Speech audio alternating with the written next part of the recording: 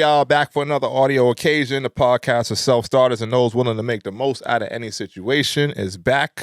EFS podcast in the building. My man Waldo Black is back in the house. I'm your host, D. Burke. And today we're going to open things up on a somber note, but we're going to pay respect out the gate. So come along with us. Today it was announced that Rodolfo Franklin, aka DJ Clark Kent, aka God's favorite DJ, passed away after a 3-year-long battle with colon cancer. Clark was an all-time great DJ, A&R, and producer who made classics for the Notorious B.I.G. like Sky's the Limit and play his anthem for the Junior Mafia. He did Brooklyn's Finest, Coming of Age, and Cashmere Thoughts, 3 tracks off of Jay-Z's classic debut, Reasonable Doubt. Shouts to Rob Markman for this one. Rakim, Mariah Carey, Ice Cube, Queen Latifah, Lil Kim, and countless others. He helped to jumpstart the careers of his cousin, Foxy Brown, artists like Shine, and of course Hove. Clark was one of the biggest sneakerheads in the world with one of the best collections that you ever would see. He always had heat, and he kept a collaboration with him, doing deals with Nike and New Balance and Adidas. Clark was a historian too. I would often hit him up to fact check or get details hip-hop history for different articles or music stories that I was cultural working on. history. And he'd point me in the right direction every time. If you ever been to a party that he DJ'd, or listened to a record that he produced, or walked into a room and saw him smile or heard him laugh, then you could attest bro had the greatest. And we doing the whole audio. Father, we ain't cutting this shit husband, off. An architect of culture, and eternally and forever will be God's favorite DJ. Rest in peace to Clark Kent. Thank you for all that you've given us and in all the ways that you inspired us. Gonna miss you. Beautiful, man. So again, shouts to Rob Markman for that one. I appreciate you putting that together, giving these people a little history lesson about the legends. But with that said, we're going to get the theme music rocking. We'll double back for that in a second. But as you know, the EFS podcast is back for another audio occasion. Couple air horns on the way in. I got my man Waldo Black back in the house today.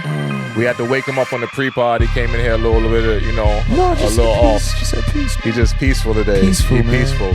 Very zen. Either way, the older man, episode 37 is back. As always, if you made it to the audio/visual occasion, please do not forget to like, comment, share, and subscribe. Yes. Tell a friend to tell a friend. We love the love here at the EFS podcast. EFS family is rolling. And as we kick this thing off with episode number 37, we'll give a quick check-in with the cast, my guy, my co-host. How you feeling, man? Feeling What's good, the vibe man. today? Fresh off a event yesterday. Fresh off an event yesterday. Yeah, I did a little. Oh, I seen you post something. It was a poetry night joint we had yesterday. Okay. It was Nice. It was a good joint. Good joint. Yeah, We had this some out poets real come quick. out. I did a couple spoken word joints. Did you? Yeah, I did 2 spoken word joints. It's been a minute since I did the spoken word. Wow, that's fire. And it was just good to like see I still had it in me. And I DJ'd the event too, and it was just good, man. It was a good little joint. Good little joint. Everybody showed love.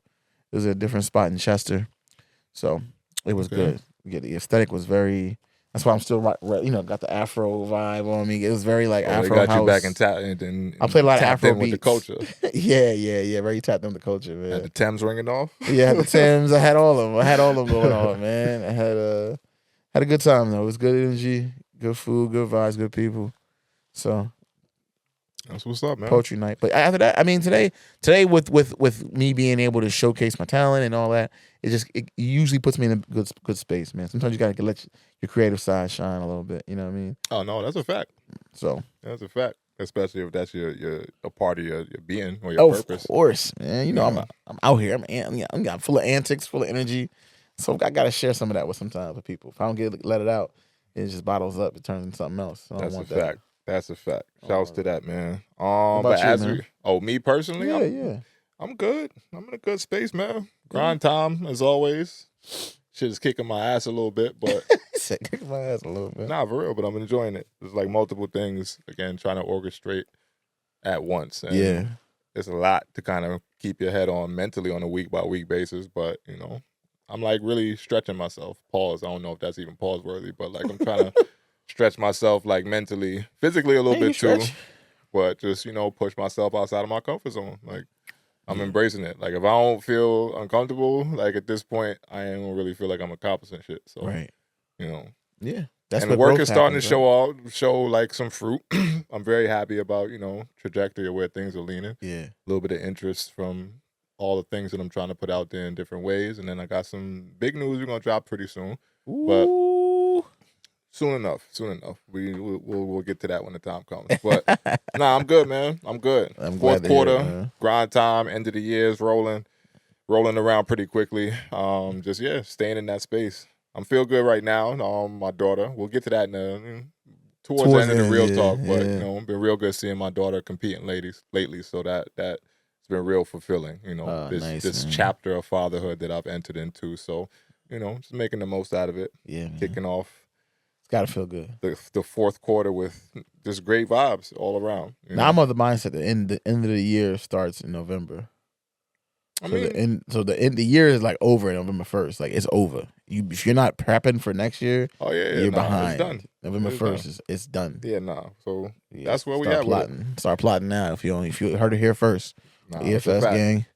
Yeah. Start plotting for next year in November. If you want to make a resolution to lose weight, don't start in January 1. You should start November 1st. Hire me when you want to lose weight. Come on now. Come on now. If you're going to need somebody to help you out to do it, which a lot of you do, come fuck with me. New year, new me, all you people, I'm going to be hitting y'all up in a second. So come on. I got about another 3 weeks to just feel me? Chill, kick it. You feel me? Holiday time going to come around, and after the holidays, you're going to feel real, real bad about yourself. Not to say that you should, but, end of the day, I just know how the human nature works, and then, check in with me. We get this thing going. That said, though, kicking off with our first topic of discussion, I guess. Yeah. Off of the audio, the audio piece from Rob Martin we dropped.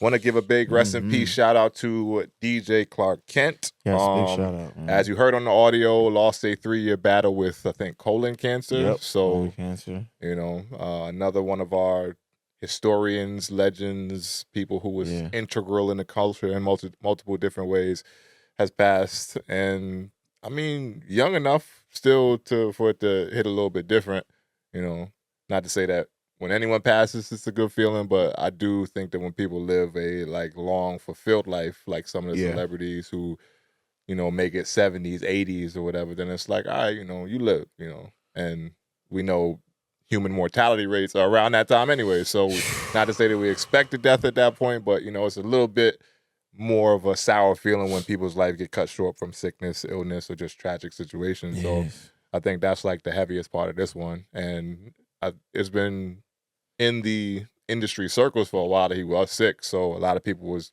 kind of prepping for this from what it sounded like, and just sad, man, just sad. Yeah, it is sad, but always the silver lining is that individuals, especially when it comes to cancer, when people battling cancer, they don't have that fight anymore, and that's the only silver lining. No doubt.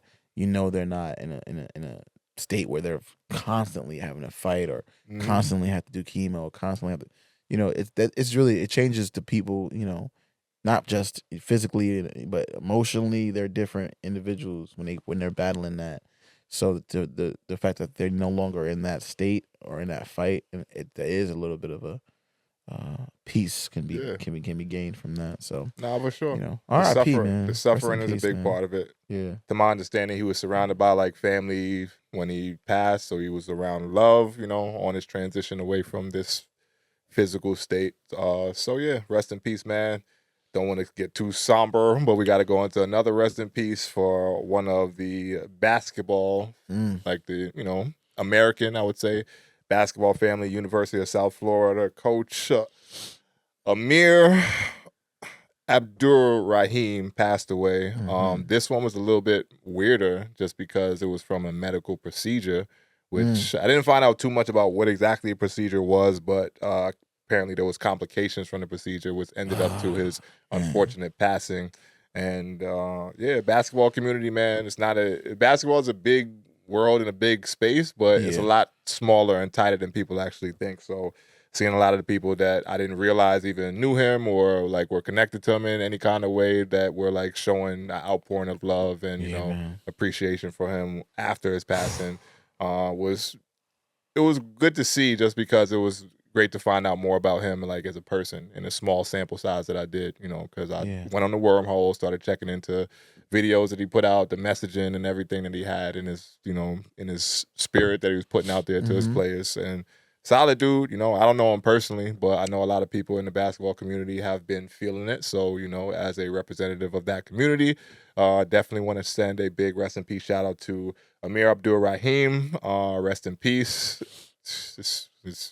Hey man, it's rough anytime we start talking about death and people passing. But I know it's like when you start the pod, thinking about these things. Like at least for me, does it make you think about your own mortality a lot more and where you are in life and I think at how this precious point, each moment is? Yeah, because there's people that I know that are my age that ain't here no more. Yeah, I know people that I'm are younger than this. I lost people. When you lose people young, it's and I think at this state, like I'm 38, so my running joke is that I'm middle aged, just because the statistics on human mortality are like, I got about another half a life left, and then, if I'm going by the numbers, hopefully, God forbid, but it's like I'm middle aged. I'm like halfway through what the ride is for a lot of people by averages. So Yep.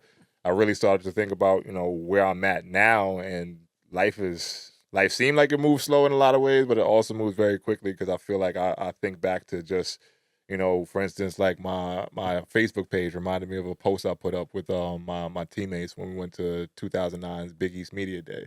Mm-hmm.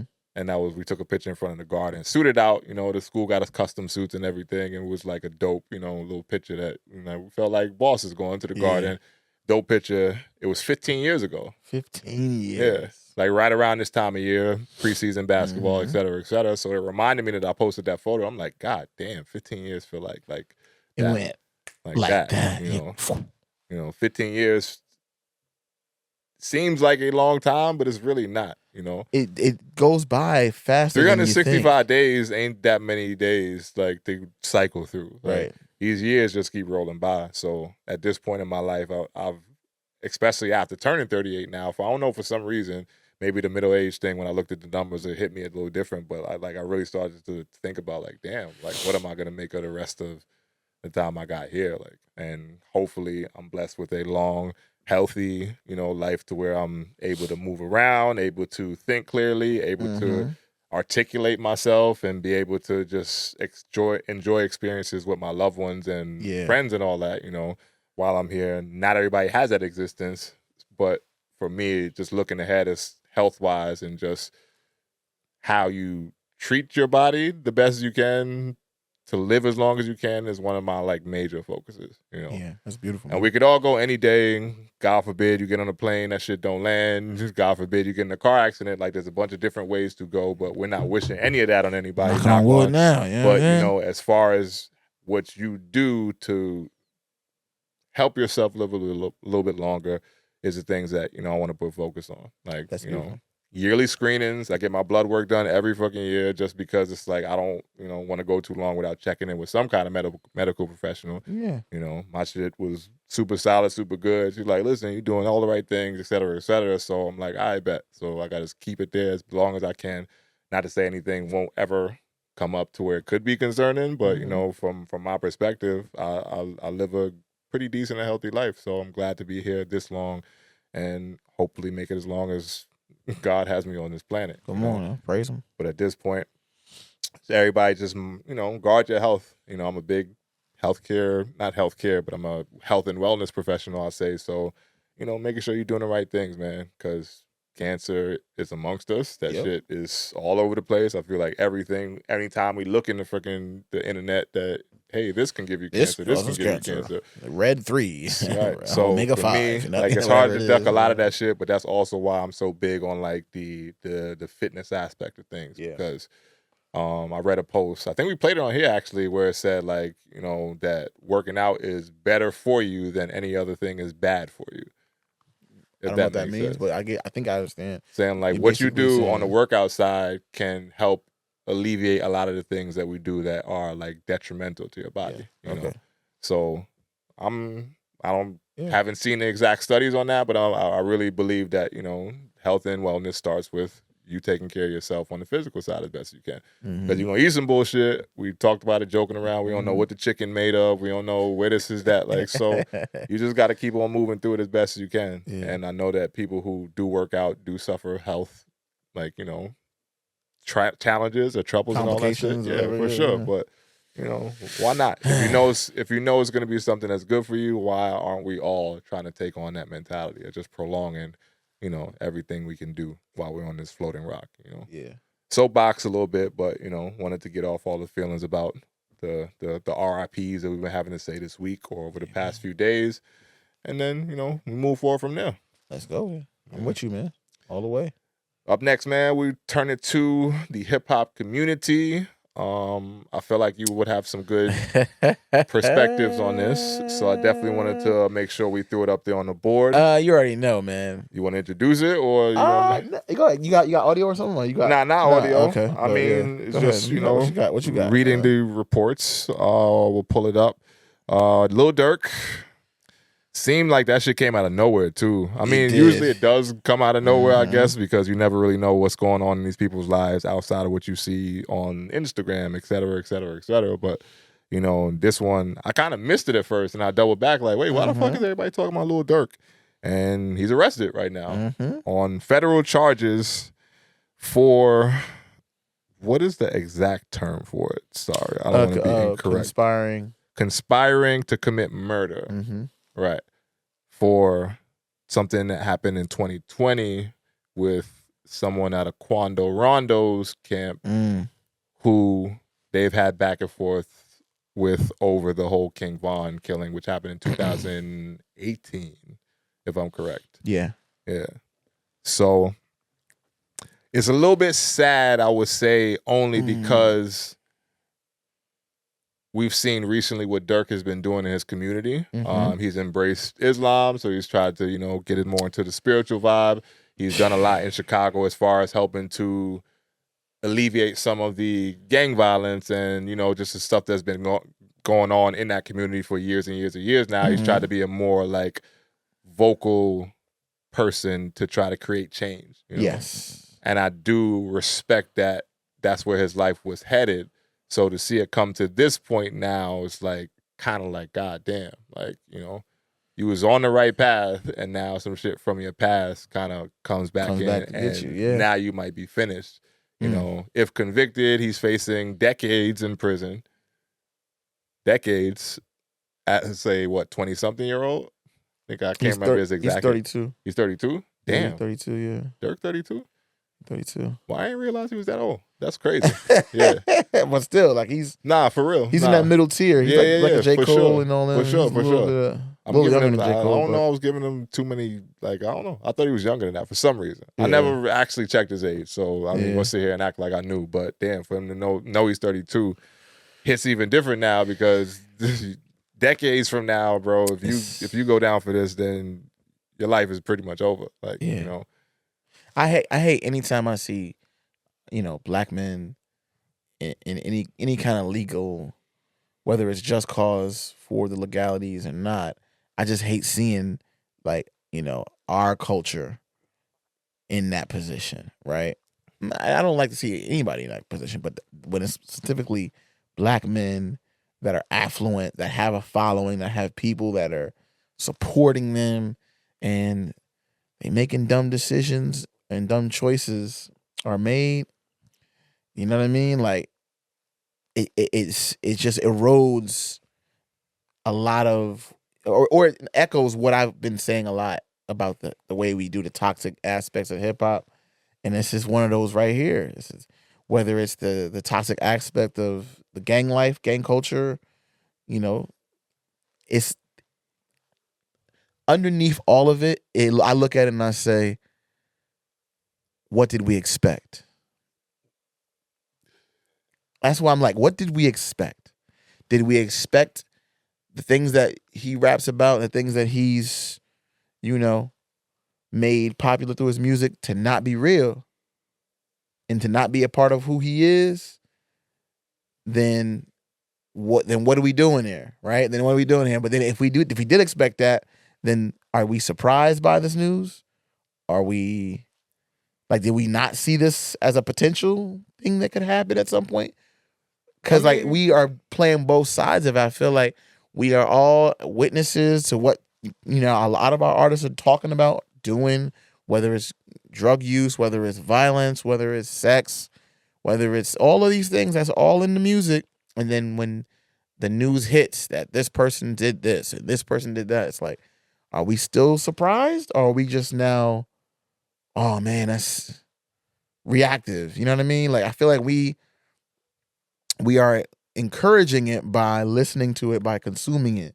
So at some point, isn't it somewhere accountability that has to be on us, looking inward and going, man, maybe we shouldn't promote and support, and you know what I mean? And I know the idea is to talk about the struggles of our communities and be like newscasters and tell the stories of what happens in my hood. But at some point, it becomes glorification, and it becomes like a bravado, like that people use to kind of like, yeah, I'm this dude and I'm big and bad. And I'm like, yeah, you are big and bad, but guess what? Big and bad people get locked up. And that is part of where we are in our culture, and where we're like, we have to decide as a culture, are we going to allow ourselves to continuously watch the same movie over and over and over again, where insert rapper does something illegal, gets locked up, and then has to go away, and all of the things he could have did with his popularity, his money, and his ability are now washed because now he's in prison. It happened, Tory Lanez a couple years ago, right? Like it continuously happens. I don't even say names. I mean, in one way or another, like, not to cut you off, but Yeah. we've seen it happen. You know, I do think that it just speaks to a different whole conversation than just the music. You know, and I do understand your perspective about what can be quote unquote glorified in the music, as far as people consuming it, like thinking this is the lit thing and et cetera, et cetera. But from my perspective, people who are in a position of just struggle, slums, gutter, like, I don't know what else to expect if there aren't better examples set in front of them. So to answer your question, like, yeah, I do expect that people who are in challenging, like, you know, from the hood, et cetera, like those people to, yeah, shit's going to come back to bite you in your ass. Like, it's going to come out. Some shit that you did before. Fucking Young Thug is locked up right now for some shit he was doing before he cleaned his life up, apparently, and got into music, like, you know. So it's just a product of the people's environment that we come from. And I don't know. I do believe there are people that glorify some of that shit. I do believe a lot of those people don't fucking know any better, which is why it ends up being glorified and then passed on to the next, you know. I do believe some of those people do fucking know better too, and choose to lean into that kind of shit and make it the prominent thing that gets sold and pushed to, you know, young black people, because it's the only real ones that affect it. Like, hip hop is as big as hip hop is, and there's a lot of white people that listen to hip hop, but them white people ain't going back to their neighborhood and gotta carry switches and et cetera, et cetera. So again, that music is not made for them. It's not really talking to them because they're not from that culture. Right. You know, sure, listen to whatever the fuck you want to do, but the people that are in those positions, I think, oftentimes they don't really learn until they learn, and there's not enough people, at least historically, to overcome the circumstances that we've been put in since we freaking got to this country, you know. That's a bigger topic. And it's a bigger topic. That's a bigger topic. That's I'm not touching that one, because that spills into a nature versus nurture argument, right? Of course. But at some point, I'll be a little vulnerable on the pod with the EFS family. Make sure you like, comment, and subscribe if you enjoy the conversation. What I'll say is, in a point in my life, right, when I was a young boy, I was mad my pop wasn't around. Man, he made sure that that child support check was there, but was he there to do this and show me how to ride a bike and all these things I would say, and I became a man. There would be things that would come up, right? And I would sit there and was like, man, my dad wasn't there to teach me that. And it wasn't until one of my OGs said, stop saying that shit. You a man now. You better learn. It ain't your daddy's responsibility. Yeah, I'm sad to hear that you ain't got nobody there to teach you this, how to do a screwdriver and all that. But you got YouTube, you got your phone, you got access to information. No doubt. Go figure it out. And I'm saying the same thing it needs to be applied with our up and coming hip hop artists and all that. Who is going to be the responsible party here? You're saying that they don't have the know-how to make the decisions. There's so much information out here. I'm not saying they don't have the know-how to make the decision. I'm saying they don't know any better. What I'm saying is they have access to all of that. Right. No doubt. They have access to every facet of hip hop. They can go gospel. They can go. True, they can but go, they're also going to go with positive. something that is more organic to what they're seeing in front of them. That is an argument. The next side of it is we can look at the music labels and the shit that they push out. Like that's fair too. It's multiple fold to the issue. That we can talk about our community. We could talk about the people that's controlling all that shit and what gets put out in masses. Like why doesn't the Lecrae rap get pushed out more? Why doesn't please tell me? I've never seen Joe Budden put why Lecrae tracks on. Well, I don't think it's not even a Joe thing because Joe I think he's also a positive voice in hip hop as much as he entertains people and all that other shit. And you can feel like you want I'm not. It ain't even to go back and forth about the Joe. I'm just saying in general what gets glorified also. There's multiple different avenues you can look at as far as why that is. Radio stations, and to your point about you being a grown man and someone's telling you, oh, you got to learn, at least in the Durk case, again, he's moved seemingly to a different path.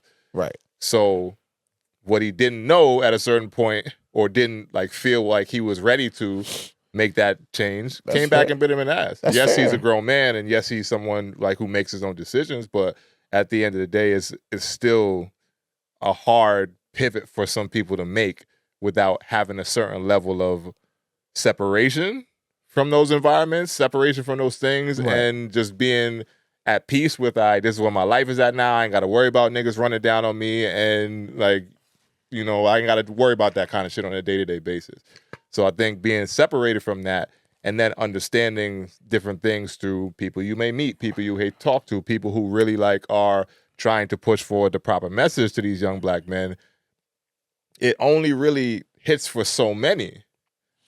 And we're so damaged in a lot of different ways that there's not enough of that for everyone, So it is a thing to say, yeah, you're a grown man. You got to start looking at things for, what it is to be better, to be forward thinking, to not be so wrapped up in just the hood shit and the shit that has been killing us for years and years and years. Come on now. But people have to also see that to be able to have something that's yo, that's tangible. That's something I can work towards. That's something that I can kind of connect to. And then I'm going to try to go to that path. Rather than just the shit people look at every fucking day in those environments where it's this is all I fucking know. So until someone or something changes as far as the total infrastructure of all this shit, it's going to be hard-pressed to say that we can connect to all these kids in those environments before it's too late, And that's my thing with it, because I do understand people make decisions. Your life can go one way or another off of the choices that you make, but if you don't really have access to better choices, then you're going to continue to make poor ones.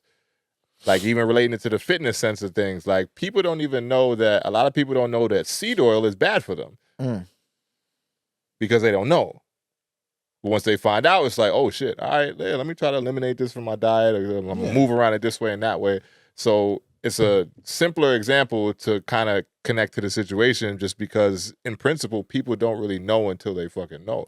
And I know YouTube is out there. I know all that shit is in front of them, but who are the examples that people are saying yo, why don't you get off that? Go check out this lecture by so-and-so and so-and-so, on YouTube. It's right there. It's right in front of you. People just lean into what they know all the time. So until someone teaches them better. That is my argument, that the people, the baby oil legends, baby oil bandits should be speaking to the next generation. They should be promoting positive aspects. It's only when it's their kids, like with T.I. and Lil Boosie, they don't want their kids to hold the guns and all that. But why would you not come out and speak adamantly, right? And say, and I'm talking about, we have a lot of legends that, obviously there's stuff coming out now, right? But I don't see the ones that were big in the 90s and 2000s that have promoted their music that may not have been the most, that may have glorified some of this a little bit, even a lot of it. They are not going and saying to the future generations, we was wrong. We need change. Y'all gonna be the arbiters of that.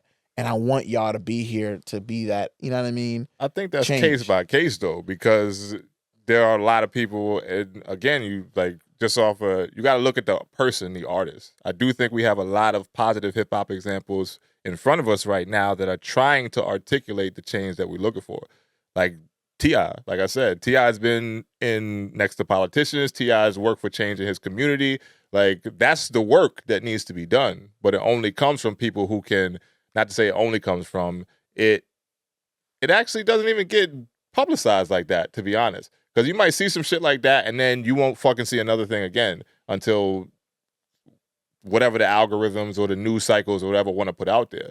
Like, a lot of the artists, we don't really know what they're doing in their communities until after that shit really comes out. Like, a lot of people didn't even know Durk was trying to initiate change in his community for the gang violence until now that he got locked up and the news is talking about it to say like, oh, look, he was trying to change his life, et cetera, et cetera. So it's not that people aren't doing these things. It's that, again, it doesn't stretch far enough that quickly. Okay. Is my perspective on it. That's a potential. And are there shitty examples of OGs who don't really give a fuck about the community and all that? Like, yeah, of course, you know. Yeah. But again, it's case by case. I got to look at the person, the individual, and like if I know or have read something or seen something about an artist doing positive things, then for me it's like, all right, cool. I'm gonna take that for what it is. This is what's being presented to me. I don't think it's cap if it's coming from a reputable source. So I count that to the artist to say like, all right, cool. Like they may have been rapping about this shit at some point, but they also are trying to create like tangible change in their communities, even if sometimes on their song they talk about a gun or some shit like that, but it's like really in a way that paints the picture about how that shit can go or some like the negative aspects of it, or that this shit ain't really like what it's made out to be for a lot of these people.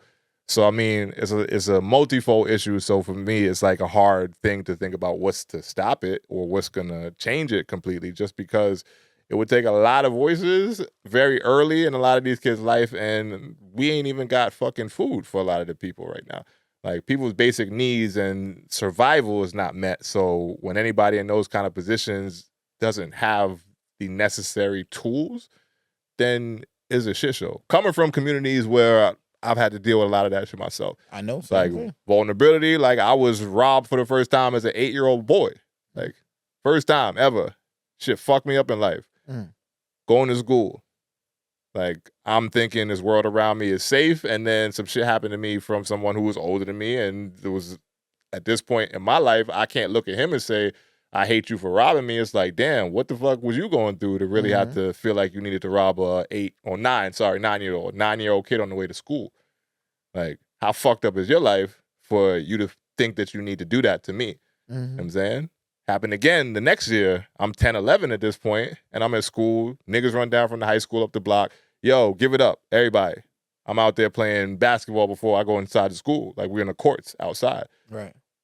So part of me, and this is like the even deeper, and we'll go deep, fuck it. This is like that black self-hate that people go through. I could look at them and say, oh, I ain't fucking with niggas now. Yeah. And for a part of my life, I kind of did, just because I saw so many like hectic things around me as a youth that was like, damn, this shit is fucked up out here. Yeah, it is. To the point where it's like, do I even want to fuck with people like that? That's like my, you know, and it wasn't until I got older and older in life to be like, damn, I can't really look at these people as like negative, like even though something that happened to me with the interaction may have been negative. Like I got to look at them for what's going on around you. And it's not to say there's some shit people. There are shit people. Yeah. We know that. And I look at people more so for now, later on, like, damn, like what was you really going through for that to be your existence to where you had to make that choice, you know? Right. I made choices myself coming off of that environment. The reason I even moved out of New York the first time was my mom really rushed me out of New York like a thief in the night because I got in trouble in school. Carrying shit to school, weapons in my book bag just because of the shit that was happening. I'm like, well, next time niggas run down the block, like I'm ready. Right, exactly. So this is just the mentality you grow up in and start to have to like really mentally work yourself out of as you get older, because it's like, all I know is hood. All I know is like angry people around me. All I know, but it's all people that's like literally just trying to survive, you know? Mm-hmm. So it's hard. It's hard for a lot of these black kids to really associate with anything different than what's in front of them right then and there. Right.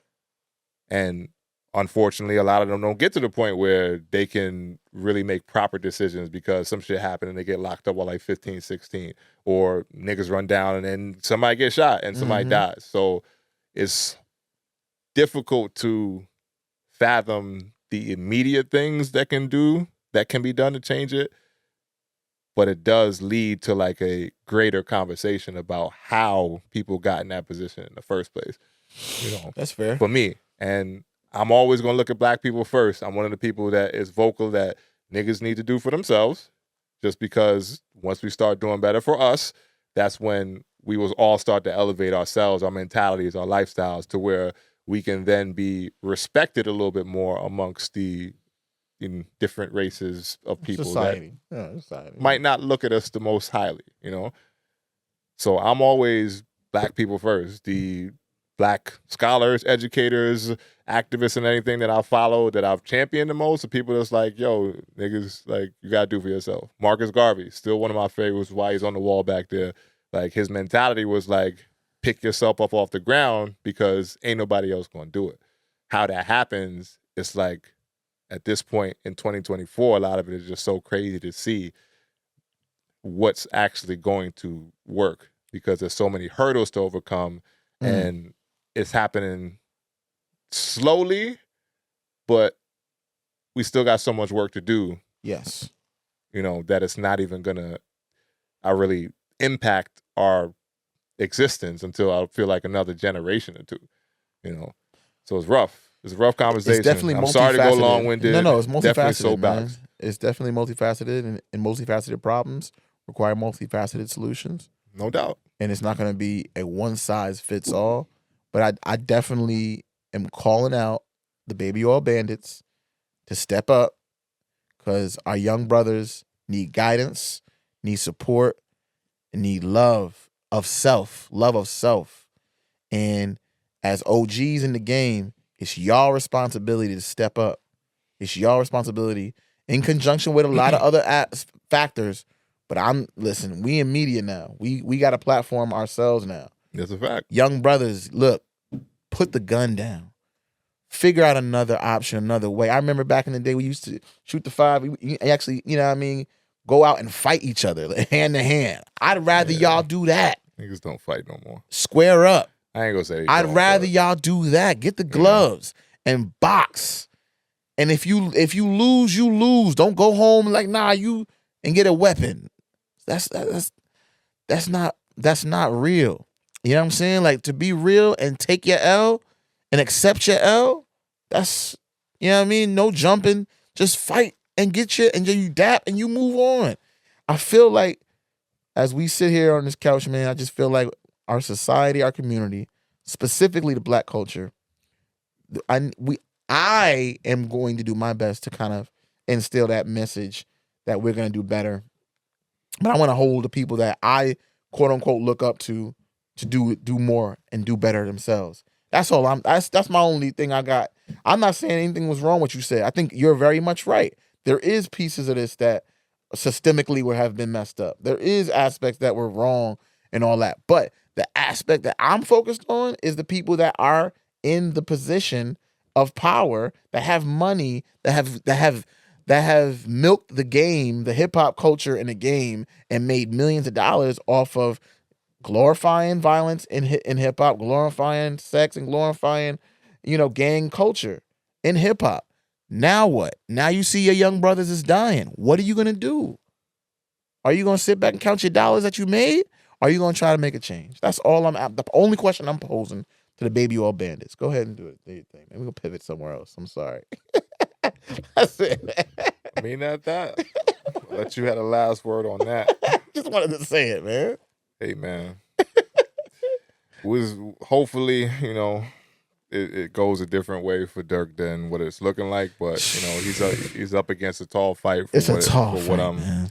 For what I'm seeing. But we will keep our eyes peeled to see how it goes. I guess pivoting from there, still not the best or happiest fucking topic because it's a tough episode. Yeah, we got a lot of big topics to discuss, man. Yeah, this is not a really feel good episode, which is why I tried to do my thing pre-pod and get my energy up because I knew we had a lot of shit to talk about that I didn't really like. How it made me feel. A lot is going on in the world right now. I guess off of what the fuck was that? 2 days ago, the rally. But to them, they ain't gonna know. My days run together, but either way. But most recently, Beyonce and Kamala were on stage. Well, Beyonce and Kelly were Kelly Rowland. Kamala, First of all, why did Kelly have that big ass suit?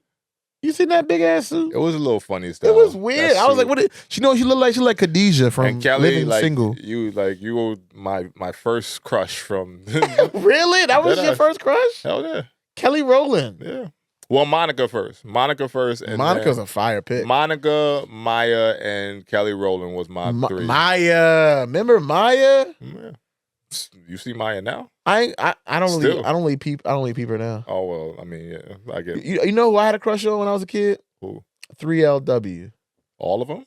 I guess so. I guess the group. Okay. Yeah, I didn't say 1, 2, or 3, but you get the idea. Like that was I feel you. But that was my like Destiny Child. Kelly was my favorite. Like Kelly's fire. What am I saying? Kelly Rowland's is fire. No doubt. But that suit was wild though. That suit was crazy. Yeah, it was a weird look. She looked like you ever seen Living Single? No, remember Khadijah, the one with the she looked like her. With I don't know why she just looked weird to me. Like it was just the oversized, the baggy shit. That I don't know what she was trying to pull I can't really get off. on board with that. Somebody styled her. Somebody need to get fired. That was a bad look. Everything ain't gonna be a hit that you put on. Trust me, I know that myself as a stylish individual. Sometimes you buy some shit and come in, it's like, that shit ain't it. That wasn't it. I'm not even judging her. I'm not even I know sometimes people get all, why are you gonna judge this woman for what she wears? I'm like, listen, women can get judged for what they wear. I know. I'm just saying. I looked at it and I was like, that's not it. That ain't hit for me. Nah, I mean for sure. That ain't hit. But what you think about that? About Beyonce coming out and announcing Kamala? I mean, I'm not surprised. I'm really not surprised in this whole tit for tat media back and forth, like trying to one up the other person shit. Mm-hmm. Like, I'm not surprised by it. The reaction to it was mixed online from what I saw. Yeah. A lot of mixed reactions. Amber Rose, shut up. Like, I'm sorry. Uh-oh. I just got to throw that one out there. Why? What'd she do? You didn't see what she said after? No. She said she wanted to be her so bad she even stole a speech, which the speeches were very similar. Beyonce talking about how she's a mom, and then in Amber Rose's speech for the Trump rally, she was talking about how she's a mom. Like, they clipped up the segments and put them together. Really? Yeah. So, like, yeah, but you trying to make yourself this clout. It's relevant? Like clout chasing. Like, literally. I don't think and you can't shine Beyonce's shoes if I'm just being honest, like Amber Rose. Ooh. And I ain't trying to tear down no one, but come on, man. Like, I know what you're doing. You trumped out, et cetera, and I've been vocal, and I'm not big on either of these candidates, like who you like, but I just think that was a little bit. Do you know who you're voting for yet? Me? Yeah. Oh, you said you're not voting? I'm still in the process of deciding if I'm withholding my vote.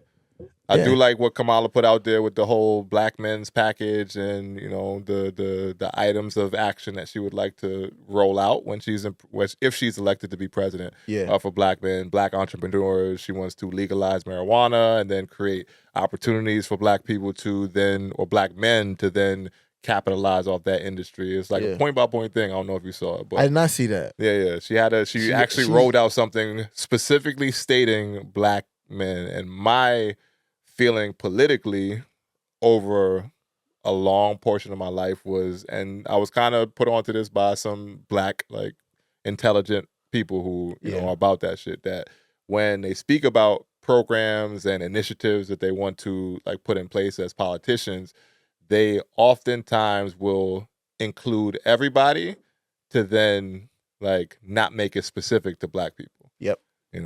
I was told this by someone, and I don't know if this is the case now, but, I was told this by someone that, I was working with or, like, connected to in a nonprofit, and they were telling me about how they structured the wording to get funding for the nonprofit.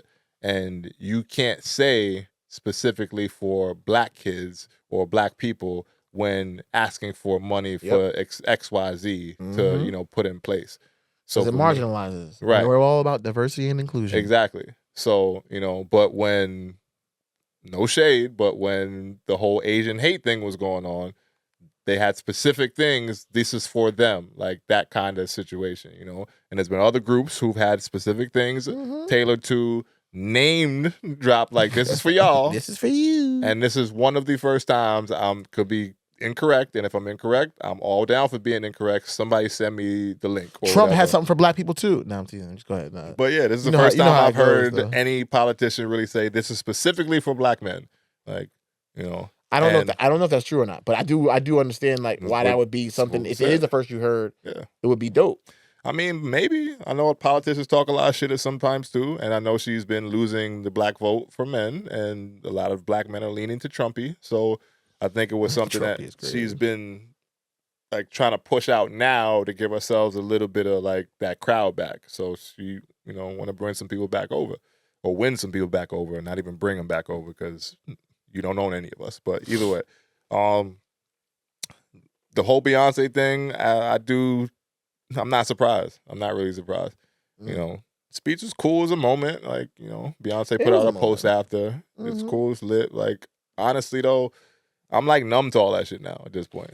I'm numb. Beyonce coming on the stage don't really move me like that because Beyonce is very well off. And respect to her family and everything that they've accomplished. Like, but what is going to happen with my life going forward off of which one of y'all, I got to look at local politics for that. I mean, no doubt. Local politics is big, but the tone of the country is kind of set by the front man or front woman if it's Kamala. In this situation. So I'm going to say this.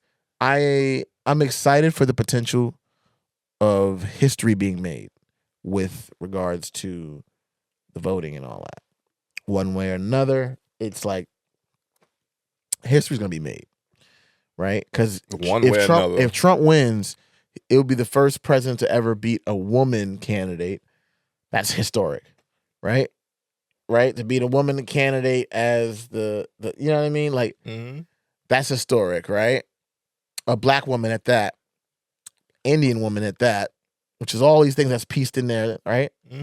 Right? He beat what's her name now already? Hillary. He beat Hillary, which is a whole thing. That's fine. But then you go on even further than that. And you see Kamala become president. First black woman, Indian woman to be president. It's ever. Kamala. Like, I'm sorry. Kamala. Yeah. I didn't know that was your girl like that. Nah, it's not. But I've been having people like really like Kamala. Kamala. Yeah. Miss Harris. Yeah. No relation. Yeah, people correct me all the time. And I'll just speak fast. So when I say Kamala, they be like, no, it's Kamala. And I'm like, Kamala. I apologize. Respect to your name. I'm going to say Vice President Harris. Vice President Harris wins, then there's historic, outcomes out of that. I just don't know. Like, to me, I feel like this is a powder keg. In one way or another, it's going to like emotions are running too high. I remember when Donald Trump won the first time and people were devastated. They were posting and crying on TikTok, not TikTok, but Twitter. They were crying. It was like everything in the world went wrong. And the recent polls, I think it was the New York Times or whatever, it showed Donald Trump winning. So I don't know if that was before Beyonce or why they called Beyonce or whatever the case may be. But I look at this whole scenario and I'm like, no matter what happens, it's going to be like an explosion of emotions from one or both sides. An explosion of emotion. And I'm not sure if America is ready for the outcome of that. I'm not sure what people are going to do, how people are going to feel. I'm John Bennett. I'm not in it. All right, I'm not gonna get my emotions in any of these We're political. gonna find out in a couple weeks. Like, You know what I'm saying? We got 2 weeks or We're so. gonna find out in a few weeks how this shit gonna go. Like, We got 2 weeks or so, and we'll see for sure. real shit though. Like, I'm literally undecided. Like, I was joking with someone the other day. I said I'm gonna go in that booth. I'm gonna spin around 3 times, put my finger out, and push a button. Like, You got a few more buttons to press because you got other people to. I know, but I'm talking about as far as that one, that button, local. You know, that kind of shit is a whole different story. But, Yeah. You know, as far as I'm still, and I'm not afraid to put out my political opinions, I guess, about what I do try to stay away from it just because I know shit is tense out here. But Too tense. I've said already on this podcast, black people hold your vote if you don't feel motivated with either of these candidates. I do think that withholding your vote is also your right and your moral, I don't know if it's moral as to say, like your moral responsibility then to have to say, give me shit versus shit, and I'm gonna pick this one just because it's a little bit less shitty than the other one, or I like this version of shit versus this version of shit, you know? And It's covered with cinnamon sugar. right, you know, this shit's covered with cinnamon, this shit is covered with tahine or some shit, and then Tahine whichever one you like, Tahine sweet or is spicy, crazy. sweet or spicy, you know, both of these shits is, Now you know, that you say it, nah, Jesus. that's what I'm saying. So, you know, I'm not eating shit either I'm way. not saying so. I'm not voting. I'm not saying I am voting. I just like I'm voting, though. and I had a real deep political voting. conversation with someone like 2 days ago, Friday evening actually. So I got into it and really was going back and forth. Not like in a constructive, of course. It was not like a conversation where it was super emotional. It was just like, hey, like your Maybe I'll thoughts, do a write-in your ballot or thoughts, et something. cetera, et Do a cetera. write-in and put Scooby-Doo or something. Yeah, I don't know, man. I don't know. Scooby-Doo. My point at that time was that like whatever happens with society is gonna be still fucked because AI is taking over everything. Oh. Like, and I ain't even gonna go there. Hey, We're don't gonna go to cut an it off. AI conversation. We're gonna cut it off. Unless but it's Allen Iverson. We're gonna cut it off. But that Allen was Iverson. my real like look ahead at society and look ahead at like where the world is going. And it's like Kamala, Trump, like you still gotta worry about the machines. So, you know. I think you're more passionate about things that you know you have a stake in. Like, I feel like if I was gonna ask you something, I would ask you versus who you picking on Donald Trump or Vice President Harris. I could ask you, how do you feel about the New York Knicks and the cat trade? And you would have more to say about that facts. Yeah. than you would about the Kamala and And it's not to say that Kamala. I'm not, What's it, Kamala or Kamala? Kamala. Excuse Kamala. me. I've had it drilled in my head Now over you the know. past few weeks. Isn't so, that like, weird how they force you to like conform to that? I mean, it's her name, so I do respect. No, I respect people's People want names to be called too, the right but I'm way. just saying, if I mess up, like, let me live. Oh, like, no doubt. Society will do that to you. They'll force you down that path nowadays. No man. doubt. I'm also the person who my name has been fucked up, and it's not that hard. So I do understand people wanting to be called the right What that name? Yeah, right? yeah. You know, so my shit is 1 syllable. People make it 2 syllables. People make it just like, bro, this is my name. So Oh yeah, I can see how they do that. Yeah. you know. No, I get it. Not to even get into it, but that's why I connected with me. Like, all right, cool. I've been called the wrong shit my whole life, so I get it. Kamala, with respect to that. Kamala, yeah. But yeah, political segment over. We was gonna talk about Trump and Joe Rogan. I haven't seen the full. I haven't seen the joint. I know that he did. I don't think he dropped it yet. I'm not sure if he did. No, I think they did. I think they did drop it. He actually dropped it. Or at least snippets. It was over people this were talking about weekend, it. so yeah. People were talking about it. I was gonna put that in the comment. I'm really politicaled out. I'm like all that shit out. Like I'm bad energied out right now. I ain't even touching that shit. Like, You got some good energy? Go watch 'Cause Trump. Go talk on Joe Rogan if you want. By the to. way, Like, side note, this is not necessarily basketball, but it's still sports. Colorado and Dion, they officially are now bowl eligible. First time it happened for that team since like no doubt 2016, I did see 2015. that. I did see that. Shouts to that. Getting the program headed in the right direction. Yeah, 6-2, it's better. which is crazy. I mean, 2 years back they were trash. It was like 1-5. I mean, no doubt. They still got ways to go, which we said episodes ago. But you know, college season. just to be eligible for a bowl is that's wild. right. Like, shouts to that. I said right direction. No doubt. You know, but we're gonna get off all that other shit. We're gonna get to sports. Interesting topic that I want to open up for conversation. Did you see the WNBA opted out of their collective bargaining agreement? No, I did not. All right. Well, that made news. I think I had a piece of. You got a little audio? Nah, not audio. This is an actual article on it. Please give me the intel. This is All the intel I need. Oh man, I lost my link. Hold on. Easy search though. Sounds like that was a sneaky link. 2 for 2, baby. 2 for 2. 2 for 2. 2 for the 2. All right, here it goes. My bad. Yeah, I lost the other link. WNBA Players Association's player leadership opts out of the CBA collective bargaining agreement early, demands transformative changes.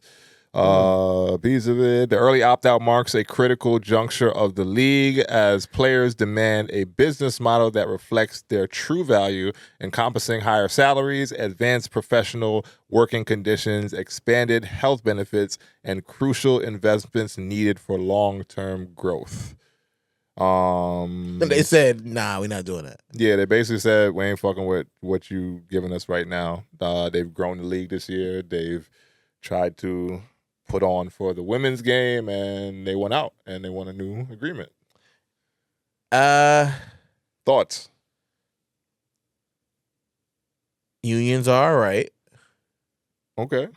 And as employees of an organization, they have every right to make the request to improve their conditions and so on and so forth. Strategically, I may have open discussions without making demands. Understanding the process of how things are done and the fact that the WNBA for a long period has not been a league that has been profitable. It still ain't. Because there's another article that I'm going to get to in a second with what the NBA said. And it's funny that it came out not too long after the last one.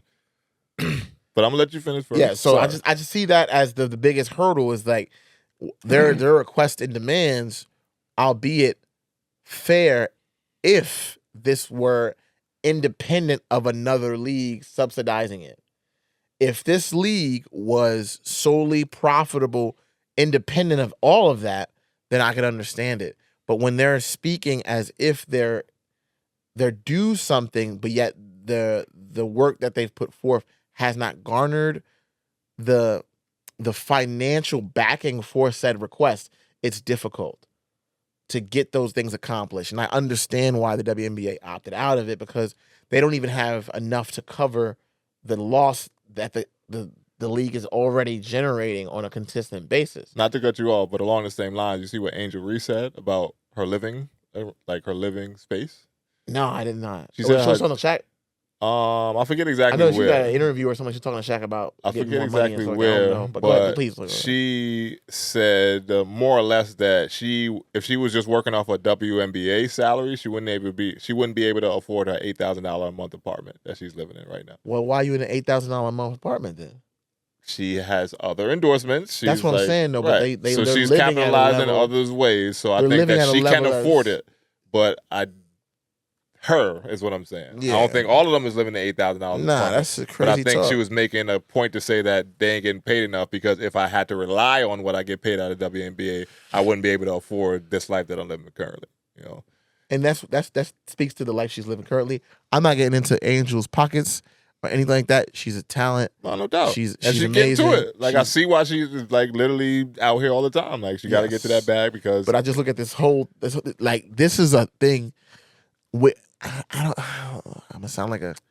We'll cut it there. I'm gonna sound like a man. Enter article. Go ahead, WNBA to lose $40 million in 2024 season. NBA won't see return for years. Moving forward, I just move forward a little bit. The New York Post also states that when combining the NBA owner's personal stake in the WNBA teams and the WNBA itself, the ownership amount rises to 75%. The WNBA executive told the New York Post the WNBA owes the NBA so much that we won't see any windfall for years. Right. So, to me, I am all for get your money, get what you're due, et cetera, et cetera. Yeah. I am all for the women feeling like they should be living this way or living to a certain standard as far as a league versus where they were at. I just think it's a little too early. Like, I think y'all still got more work to do, you know? Like, you can't be... Let's keep it funky. Let's come on. Let's keep it funky. Keep it funky, bro. How many people 3 years ago was really fucking with the WNBA? You really touching on it, huh? Like, real talk. And then I'm going to say this caveat because I know we're two men sitting on a podcast talking about a woman's sport. So again, we'll bring the ladies back for another Bridging the Gap conversation soon. I'm sorry. So I do. This is I two do guys' believe. perspective at I this do point. believe we're a little biased. I don't think I'm biased. Though. In the general sense that we're two men sitting on a podcast talking about a woman's sport. That's the only thing. So again, we're looking at it solely from the logical perspective. Right. Do you have the means to fit the ends? Business. A lot of it comes to logic. Like straight business. A lot of it comes to logic. Like, so again, do I understand the feelings and the emotional aspects that come with wanting more things in line with what you need as a player and facilities and all that? Yes. I respect all that. Is it difficult to see your male counterparts getting that and you're not? Yes. Especially when the numbers... Comparison is the thief of joy. I agree. Like, but I'm giving the caveat because I think it's imperative for us to look at it from the perspective of both the players that are experiencing this feeling of disparagement and mistreatment and not truly understanding the business aspect of what the league is and why it's in the state that it's in, the viewers, all of the pieces of the puzzle. I get that. It's a systemic problem. WNBA needs to generate more money. By generating more money, they'll be able to give the players more, aspects that they are desiring, probably in that new collective bargaining agreement they're trying to put forth. Until WNBA then, needs to be able to pay back the money they owe before you ask them for that much more money. yes, is all I'm saying. And I respect the plight of the woman basketball player and her fight for more. Yep. I'm with all that. Cool. But again, when it comes to making logical business moves and you have to kind of remove some of that emotion to say, make it make sense. Like, pun intended. Like, how many cents is going to make dollars? It's going to make $100. It's going to make $1,000. It's going to make millions of dollars. Like, make it make sense. Yeah. If you asking for that right now. Yeah. I'm not saying that it shouldn't come. Okay. I'm just saying I think that after the most successful WNBA season you've ever had, It's a little early. it might be a little bit early. Okay. It might be a little early. And again, I respect the players wanting more. I'm a player who's wanted more a lot of my life. So again, I understand what that's like. But you got to really look at things for what it is currently. Like, y'all on the come up. Facts. Do that shit. Champion your sport. Go out there and put on all the big faces, like the commercials with the top WNBA players in the league. I like that shit. Is like, I'm here for it. Do your thing. Get your money. Especially you young black girls. Get your money too. Mhm. But for me, it's like for the whole league to come out and we want more right now. Like, they just got the jets this year. Like To fly. Exactly. The charter jets. You're not on freaking Southwest anymore or whatever. That's a step. It ain't going to happen all like that, And That's the ones fair. that's going to get to it is still going to get to it anyway. That's Just fair. because they're the lead faces. We just spoke about Angel Reese. Caitlin Clark, $2.2 million before she even got to the freaking league with her Nike deal. Like, there are ways to capitalize, monetize, and all that shit. And the ones that know how to move around that is going to get to it. Mm-hmm.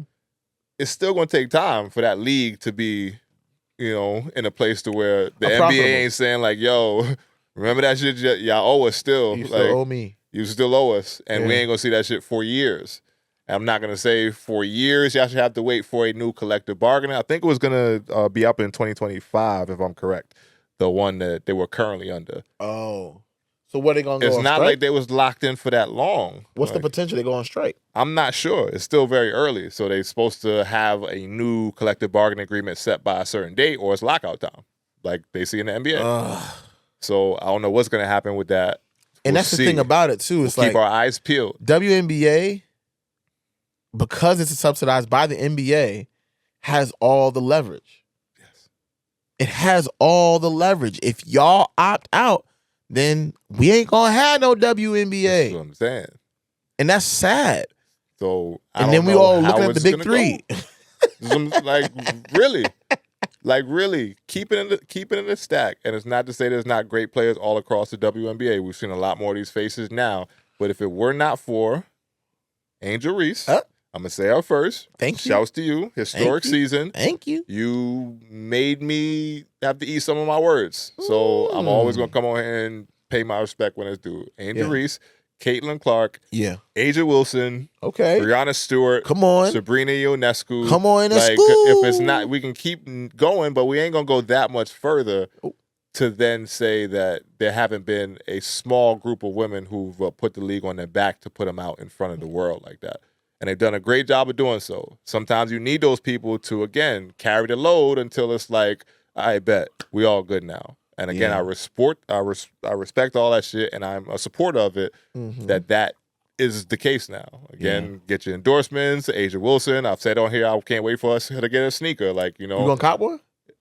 Depending on how they look, sure. Yeah, I wonder. Did she just get one? Nah, she didn't design it yet. I thought she already had design and everything. Did she? I ain't seen no designs.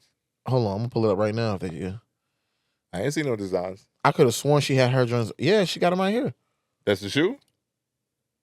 Nah, that ain't her shoe. Whose shoe is that then? Nah, that ain't her shoe. That's some other shit. No, those is hers. What does it say? Is the Asia Wilson ones or some shit? Cosmic Unity 3s. Yeah, no. Those ain't her. That ain't her shit. That's what they said. That's a regular shoe. I've seen other people with that. That's not her shoe. That's not her shoe. And whose shoes is it? It says Asia Wilson. It may be like a player edition or some shit like that, but it's her signature inside the shoe. That's what I'm saying, bro. Let me see this. The Cosmic Unity 3 is a shoe itself. Asia Wilson basketball shoe. Yeah. This is like a player edition. So I guess maybe that's the deal she got. I don't know. She signed with Nike for like branding. They gave her a logo and all that shit. It's going to be her. Yes, it should be her shoe. And I know the Cosmic Unity. These are just a player's edition. Yeah, I think that's a player's edition of the shoe. Last I even saw, she was wearing LeBrons in the NBA, like the WNBA playoffs. Sorry, yeah, she ain't got a shoe yet. Okay, not to my knowledge. Hey, I'll still cop a pair of those though. Those ones hard. Yeah. There's a colorway. There's a colorway of the shoe like that they're making for like a player edition is what they call it. Yep. So I thought it was hers, but I saw that. It's a shoe that they already made, and they collaborated with her to say what kind of colors do you want? Do you want us to put stitch in here, et cetera, to make it more like your shoe, but it's still a shoe that we made, but not specifically for you. So you waiting for? She didn't have any input on that shoe's design until it came to like colors, stitching, like embroidery or whatever. Yeah, but that shoe's been out, so she ain't got a shoe yet. Not yet. All right, bet. I can't wait then. Tangent, but either way, still like I want the women to feel supported, and I think that sometimes it does also come with like real conversation too. Like y'all not there yet as a league, but y'all on the way. And I'm happy to see where you're going. I seen people say like when Juju Watkins get there, like that's going to change things for sure. Shouts to Juju. I can't wait till this season kicks off. I will be watching and definitely looking forward to seeing what you do. Paige Beckers as well at UConn. I think those two, 1 and 2 best players in the country. Hopefully for myself this season. My picks for the best 2 players in the country. That is. But yeah, man, ladies. That's my perspective on it. Don't mean to sound misogynistic. Don't be mad at us, ladies. Don't be mad. We love the ladies as well. I just think that move was a little shocking. And if you disagree, I understand it. I understand why. You hot right now. So you're like, all right, well, strike while iron's hot, but you can get hotter. Like, you can get hotter and then triple back and be like, yo, this bag, we need that, you know? And sometimes it takes time, which is cool. But all right, off the ladies, well, you know, because I don't want no smoke. Yeah, I know, right? I don't want no smoke. If you're mad, go ahead and comment down below. Yeah. Quick touch on my Yankees. I know we down 0-2. How you feeling, I've been big Yankee energy recently, and it ain't going the way I would like it to so far. I did expect us to get one game out there. We ain't got none. So we got a little bit of a steep hill to climb, headed back to the town. You know? I need all Yankee fans to come out with your biggest Yankee energy tomorrow night. Because if we go down 3-0, 0-3, excuse me, it's going to be a sad song for us. And I hate to make it this far and not even make a fight of it. So we need this next game big time. Aaron Judge, I need you to get your head out your fucking ass. Whoa. Like, I'm sorry. Tell me how you really feel. I don't know how you've had one of the most historical seasons of a MLB player to then be so bad in the playoffs. Are you calling him Joel Embiid? I'm sorry. No, because he's healthy. He's healthy. No, because he's healthy. That's a different I'm sorry, story. Joel. I was a low blow. Like, I'm just talking. You know, sometimes the Aaron media Judge, got to be man, entertaining. I need something, Aaron. I need something. I'm sorry. I need something, and I need it fast. Because Giancarlo doing this thing, Soto doing this thing. You right in the middle of that lineup, bro. I need something. You striking out every fucking time. You swinging that bullshit, and you're not representing for the team right now. For the city. For the city, for the team. You know what you're doing to us right now? 2009 was the last time we was there. And 2009 looked a lot different than the shit I'm seeing right now. Like, so do you have faith that we're gonna? I got faith. Okay. I ain't off the bandwagon just yet. Oh, okay. I'm never off the bandwagon. I would say that, but I ain't gave up hope just yet. To me, I gave up hope on Knicks. So if you want to come on over you that can't train, do that. Knicks is rocking right now. Knicks lost to Celtics. The first game of the season. You see what we did after that? Yeah. I'm just saying. Wash the Indiana Pacers. I'm just saying. Tyler Halliburton had 0 points. I'm just saying there's like ups and downs with the Knicks, and I've gotten off the Knicks since way back when. Yeah, I'm not jumping on that bandwagon until they wear the Eastern Conference Finals. Then back, maybe I'll hop back on. We back. I like how they playing. They move the ball. Mikal Bridges, I don't know what the fuck. Like, I've been seeing it. I knew it was coming, but he changed his jump shot, and that shit looked nasty. I'm sorry.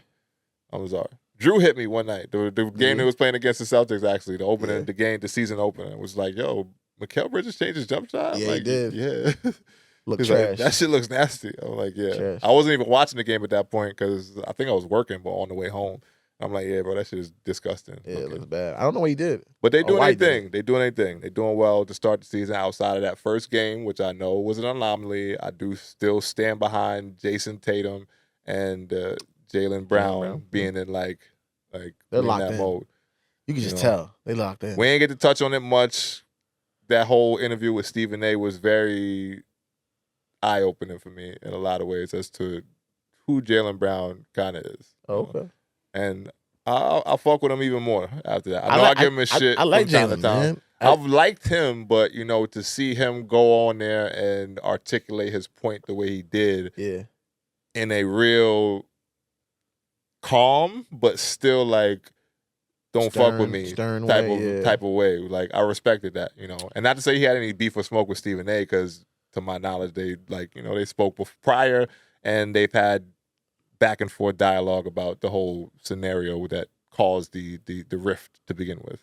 But I did like the interview. It was dope to hear him say the kind of things he did. It made me want to buy a sneaker. I ain't gonna lie. If I'm trying to look at the future, do you think Jason Tatum and Jaylen Brown, are like shoo-in to be like the lead players going forward on Team USA next time around?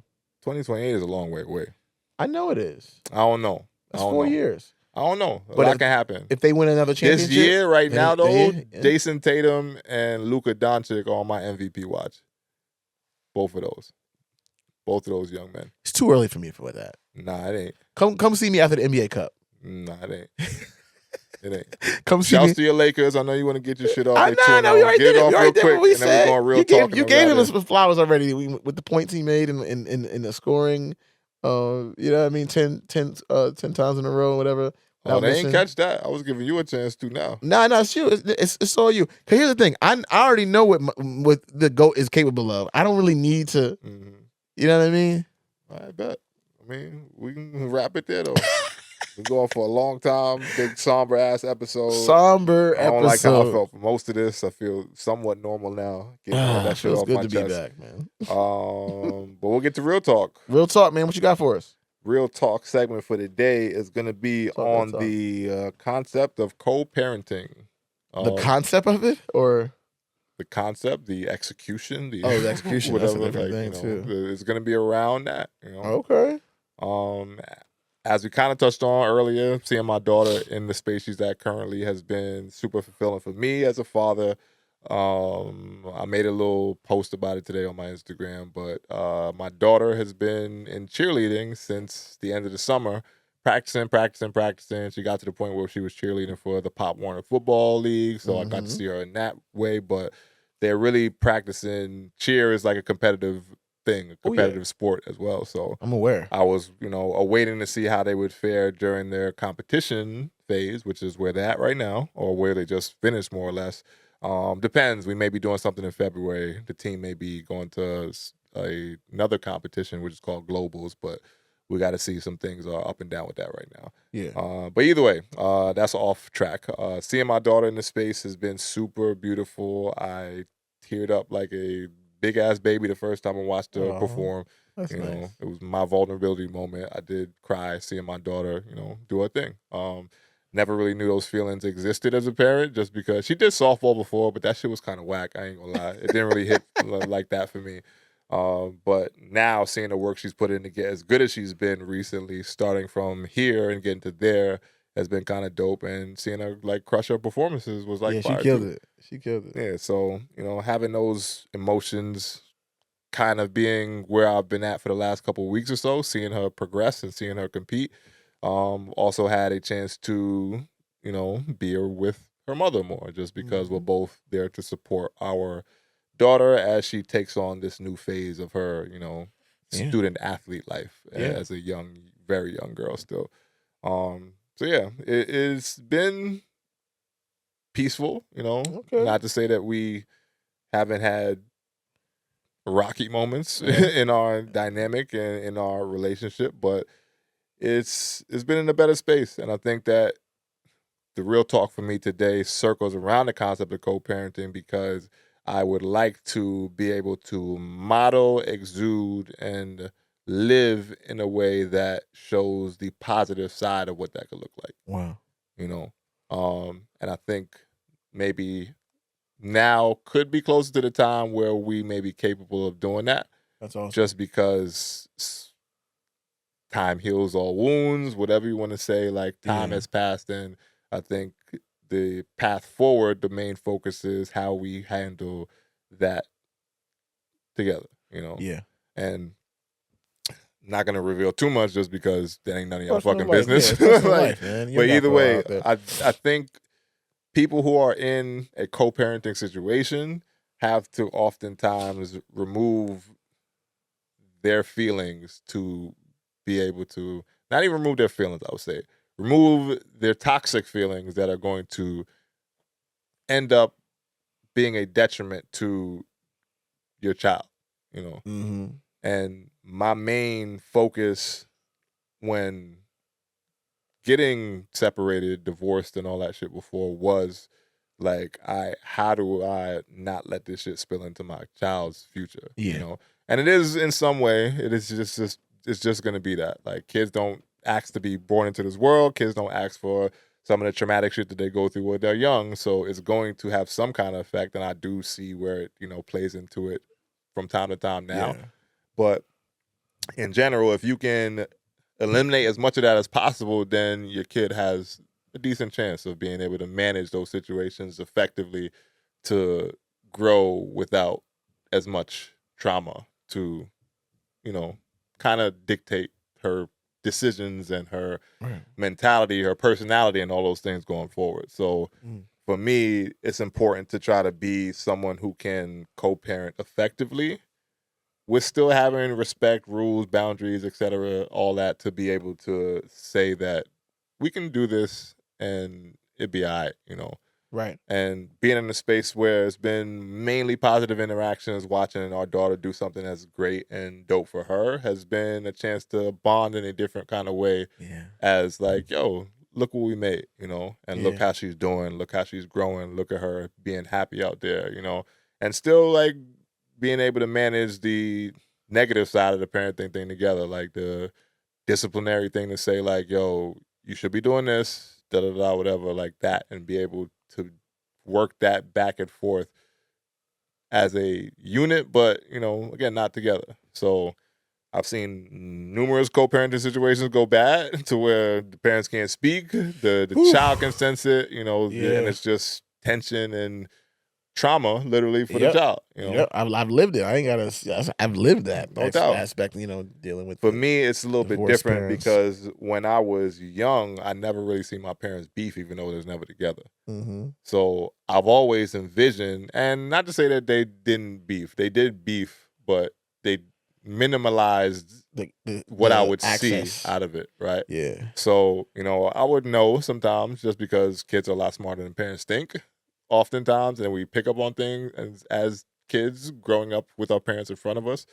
But in general, like, I always thought my pops were super cool. I love my moms. Like, they were both in my life, but again, they were always separate. So my upbringing has been outside of the norm for a lot of people. I would say, a lot of people I know, my dad ain't been around. Like, I ain't got a great relationship with my mom, so I saw both of them and always been like, if I were to be in a situation to where I had a child and I wasn't with the parent, I got a good example of what that looks like for me. Not to say that I haven't had issues with one parent or another at some point. I'm a kid; it's just gonna fucking happen. Yeah. But being able to understand that both parents can be there and still have a place in a child's life is important, for me at this point in my life, knowing where I've been. So, on the co-parent side of things, if you are in that situation and you do not fuck with your baby mom or your baby dad and shit like that,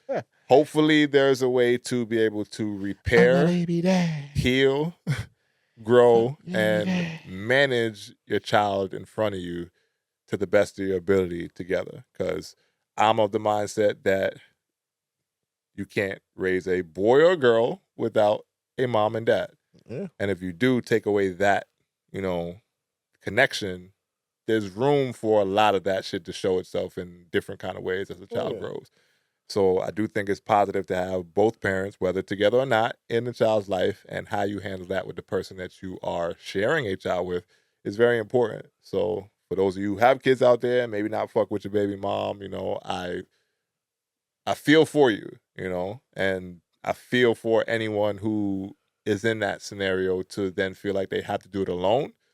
But it's better when you can do it together, for sure. Mm-hmm. And in my experience, from the end of my relationship to where we at now, there's been no court visits. There's been no, it's been completely like clean to where the government ain't in your fucking business. And that was one of my biggest fears, like, when that looked like it could be somewhere that I might have to go. And this is this point. Like, so, we're not saying that it's always going to be like that. Hopefully it does stay that way. Wishful thinking. But, in general, like, having a court in your business is fucked up. Like, it's fucked up. I had to go through the class to say, like, listen, the person who is, like, administering the class to us was basically trying to say, like, bro, please try to figure that shit out yourselves, because once y'all let us in y'all business, this is exactly what it's going to look like. They're going to give you a paper to say, this is this is that, this date is this day, that time is that time, and if you go outside of that, things get a little bit rocky. Yeah. And then if you want different time or to make an adjustment to it, it's a whole nother fucking process. I know. So I it's spent like 4 years in family court. Right.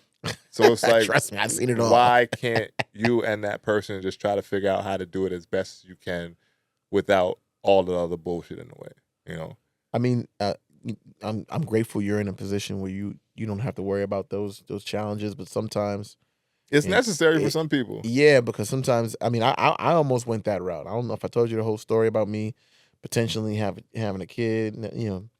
Young lady tried to pin a baby on me. We spoke about EFS that. EFS gang don't know about this one though. So you want to get vulnerable? I'm not gonna get that vulnerable because we went on a long time on this episode. A lot of somberness. I'm trying to keep it positive. Bottom line is, I had to go through the court system and get the "you are not the father," Maury results. Facts. Courts is ugly, man. But in my time working for a family court, I've seen everything. Right? I've seen people use the court systems to their advantage, file PFAs that were fraudulent. Like, I've seen a lot, right? And then when a PFA is a tool to help people who are, experiencing domestic violence, and I've seen people misuse those tools for their own personal gain or to get leverage in a relationship, to pit the kids against each other, things like that. Not against each other, but put the kids against one parent, right? So again, I'm grateful that you're not in any of these scenarios, but I also, as a aspect, if you're in this situation where you have someone that you're dealing with, male or female, whoever I'm talking to right now in the EFS family, just make sure you do your due diligence, get your paperwork in order, make sure that you all of that you understand what it means to be a parent, and be present, and don't just give presents, right? It's two different aspects. I think that all in all, co-parenting is a beautiful thing when it works and both parties are involved. But sometimes when it doesn't, you have to protect yourself for sure. as a parent and 100% do what you got to do. And I'm never saying it's not necessary for some people, so don't take anything I said to mean that. I'm saying if there's a way to go that route, try that before you just run into. I agree. Just make sure you exhaust all options. Mediation. Go to mediation. Or any of that shit. There are resources for that kind of stuff. Like, there's ways to kind of try to help before y'all both at each other's throats. And then again, once the judge gets in there, and the judge has no connection to you, her, him, her, whatever, or the child. It's just like, here's what we think is fair. Boom, we're going to stamp that, and here's what y'all got. So they'll run the calculation. Yeah, and then you'll have to pay that. I don't want to have to live that way. So if there's a way, then I'm gonna try to go that route. And not to say that again, there haven't been trials and tribulations in one way or another. It's just what happens when you have had that kind of history and everything like that. But but I'm glad it's not dark right now. You're not in darkness. You ain't got a cloud over your head. You're in a good space. Sun is shining. And baby girl is doing great. Yeah, it's been good. Killed it. I saw the videos. Killed it. She smashed it. Smashed it. Was super happy about it herself. And I know when I see her happy about how she's doing things, she really put work into. Then it's like, all right, that's for me as a dad, that's like that's where I get choked up a little bit. Nice, man. But yeah, that's good, man. Well, I guess there's not much left for us to do. Yeah, I mean, it's quote time. Quote time. Quote is on you Closing today. it out. Again, thank you guys for checking us out. You know what I'm saying? Be sure to like, comment, subscribe, and share. Tell a friend and tell a friend. This is the EFS podcast, man. We here every Wednesday, pretty much, dropping new content. I was late 2 weeks ago. Listen, almost every Wednesday then. How about that? I was late 2 weeks ago. Y'all got to give me some grace because sometimes shit be happening. It's life, man. If I can get it as close to, at, around, or on Wednesday as possible. That's what we're going to aim for. My percentage is pretty high right now. Nah, it's like 97. So rock with us. For sure. 37 episodes. Even Jordan, He missed shots. Yeah. It was crazy. I almost had a Jordan quote today, too. Word? I opted out for another one. But anyway. I know why. Well, I mean, he's not my GOAT. That's what I'm saying. Like, that's crazy. No, just kidding. No. Anyway, the quote of the day. For there is always light, if only we're brave enough to see it. If only we are brave enough to be it. Amanda Gorman. You left and came back with a quote voice? I couldn't even hit a quote because I'm just like Let me do it one more time. Aspect of what you just Let me do it one more time. Quote of the day. For there is always light, if only we're brave enough to see it. If only we are brave enough to be it. Amanda Gorman. Come on now, give me my. Come on, man. I do this, man. I do this. Clearly been home practicing for his next time delivering the quote. Nah. Right. But yeah, man, that said, we will leave you and bid you adieu as you head back into this crazy world. Never forget to guard yourself mentally, physically, spiritually, and all things in between. Yep. We will catch y'all for another audio occasion on episode 38. But that's what we got for y'all, EFS family. We love y'all. Peace. We out.